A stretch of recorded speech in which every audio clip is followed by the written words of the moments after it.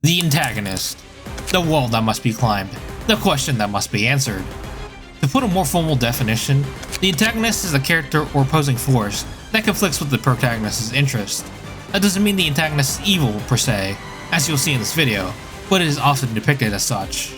It is most often the defining character that determines whether a story is good or not. In my video about Limbus Company's story, I didn't talk about the antagonist in any way, shape, or form, which is a big flaw in that video, one which I tend to fix. How? By highlighting 3 antagonists that demonstrate the effectiveness of Project Moon's writing. With that, let us explore what makes the best antagonist.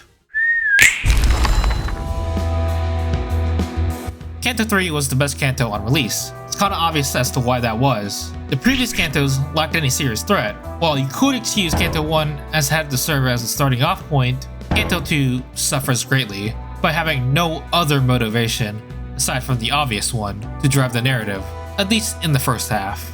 Now, for Canto 3, it's a bit different from the last 2 Cantos. So, before we meet her, we see Sinclair, who's depicted as very meek, absolutely freaking it as we get to District 11. And then later, in 311, we get a glimpse as to why that is, when he mentions a whistle and a woman coming back to raise the town. The description alone makes him want to turn tail, but due to company policy, he is forced to keep the show going. You'll notice that after the dialogue, Sinclair becomes more reckless, and it's confusing whether it's out of fear or anger, but we get our answer soon enough, with the entrance of the main antagonist of the Canto. 정말 심하네요. 이건 부관 잠수라니 마귀가 따로 없구려. 잠깐. 거수자 1명. 전방이다. 아니, 아무리 생각해도 너무 웃기잖아. My god. Talk about an introduction. Sure, there are better introductions in later Cantos, but this one will forever hold a place in my heart. And it holds a place in Sinclair's heart too, as this moment gets referenced a fair bit during the later parts of the story. This moment outlines what I want to talk about in this section, the first impression. It is probably the second most important aspect of an antagonist to get right, as this setups the overall tone and threat of the story. Failing to do that will often result in people not taking the antagonist seriously, thus detracting from the story. Thankfully, if there's one thing that Project Moon does right, it's first impressions. I've yet to see Project Moon fumble in this area, at least. Project Moon succeeds in creating memorable first impressions by nailing down 2 elements, the setup and execution. The setup is the breadcrumbs the writers give out to the players to guess what is going to happen. In this case, it's Spin Clarinet calmly freaking out. Before we meet Cromer, we learn a few things from Shin Chair. She has a stink whistle, she's a woman, they went to school together, Cromer killed his family in a gruesome and needlessly cruel way. You know, the typical childhood stuff. Again, this is before we meet the woman herself, and we already have enough information to stew on, which is served in the payoff. All these breadcrumbs don't mean shit if the payoff is terrible. So what makes a good payoff? Honestly, that depends, but generally, it should match or exceed player expectations. We already knew that Cromer was a crazy bitch. We didn't know how crazy until we walked up to Sinclair's house, where it was in the process of burning down, all of his neighbors were impaled and used as decoration, and his family's graves have been utterly defaced and their bodies somewhere among the property, and the before team catching a stray, just to welcome Cromer's favorite boy toy. There are a few reasons as to why the scene works so well. It changes the tone immediately from the NyQuil cantos to a canto with real tangible stakes. It also gives reasons to support Sinclair, as this is motivation for the German boy. And lastly, mentally obsessed ill women equal hot. These points make this a strong introduction to be sure. That being said, a strong first impression is great, but that initial high won't last long. So how do you keep going? Well, the answer lies in the next section. The worst an antagonist can be is boring. If an antagonist is uninteresting, it would hurt the story as the protagonist wouldn't be able to engage in meaningful conflict. And thankfully, Ahab is a very interesting character. From reading her dialogue, you'll understand that Ahab is very cunning, clever, and prideful. In almost every conversation or interaction, she is the one who owns it. This is exemplified in the quote-unquote negotiation in the captain's quarters, where Ahab was able to deduce why the bus crew was there and just so happened to have a deal that the sinners can't refuse, and it just so happens to benefit her as well. I also have to give props to the VA for Ahab, as her voice delivery really seals the deal as her role as antagonist.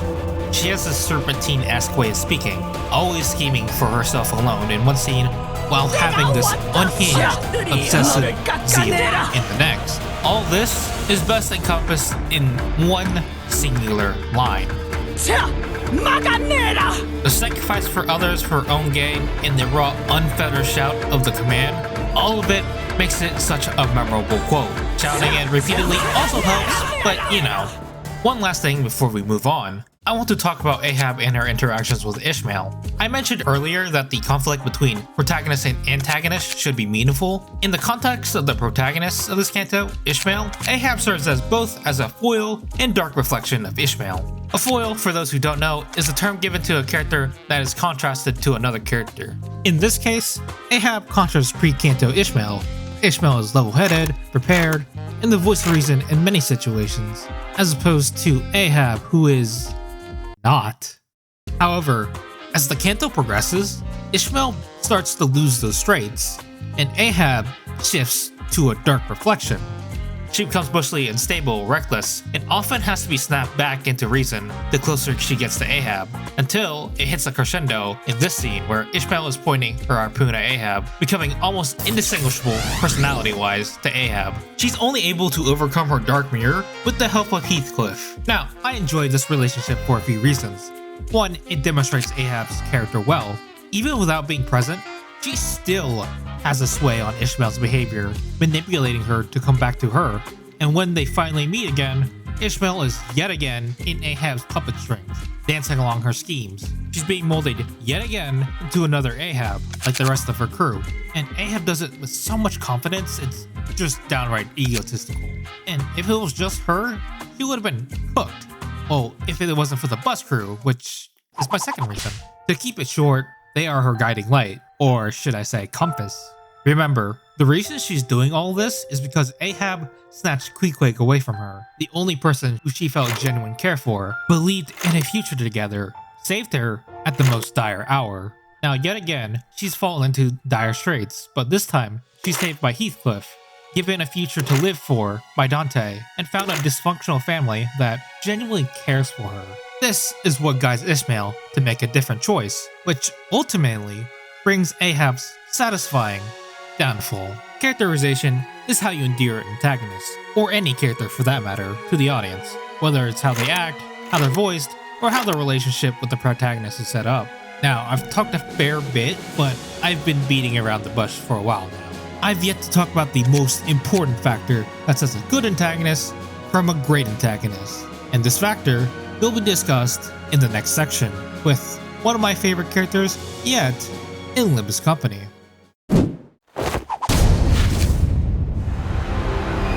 In most, if not all good fights, the fights aren't just a simple fisticuffs. No, there are more than that.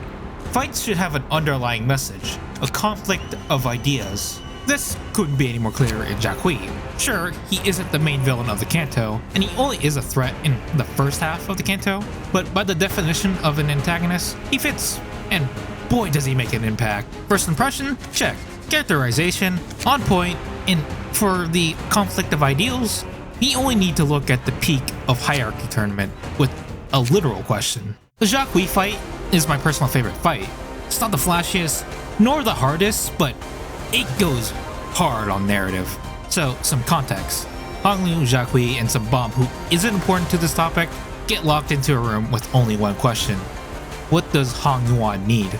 Each of them take turns answering, except for Hong Lu, because the years of trauma has made him passive, letting others shape his destiny. This is where the conflict arises with Jacques, a man who's uncompromising in his path of truth, despite the hardship, trying to pry Hong Lu's answer out of his mouth. Sure, on the surface, he's asking about Hong Yuan, but in the subtext, he's demanding Hong Lu to reveal the thoughts and emotions he's held close to his heart for years. For Hong Lu, He cannot brute force his way out of this, nor can he lie about it either. He must speak his mind truthfully. When Honglu finally speaks truthfully, Jacques stops being the antagonist because Honglu has changed, even if it's only a small crack in the seal of the dam he has built around his heart, finally revealing some of the humanity he showed way back when. This is enough of a change that he forfeits the tournament and stops being that grand imposing force from before. This is what I mean when I say that the conflict of ideals is the most important thing to get right. I have spent this entire page of this script just to go over one fight, not even the entire character, which I could do, but if this script gets any longer, I am going to thumb Sadato Sinclair myself. Regardless, the point is that the fights become way more interesting when you add ideals to the mix, as they provide the necessary oomph to give each side motivation to duke it out. It's also just interesting to think about as a player, and why certain characters fight.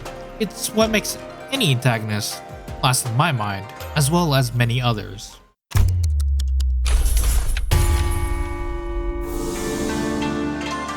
What makes a great antagonist? The answer may be different depending on who you ask, but for me, it comes down to the first impression, the characterization, and the ideals conflict that make up a good antagonist. While Limbus Company antagonists may vary on these 3 points, most of them apply them well, which is important as they are the other half of the story, the force that encourages change, the answer the protagonist must realize. They are the antagonist.